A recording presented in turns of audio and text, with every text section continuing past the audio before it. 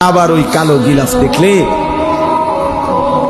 মদিনার ওই সবুজ গম্বুজ দেখলে কলিজা ঠান্ডা হয়ে যাবে, চোখ সুখ পাবে, চোখের তৃপ্তি হবে, দেখার মজা মিলবে। আল্লাহ কোরআনে বলছেন ইয়াশহাদু মানাফিআ লাহুম।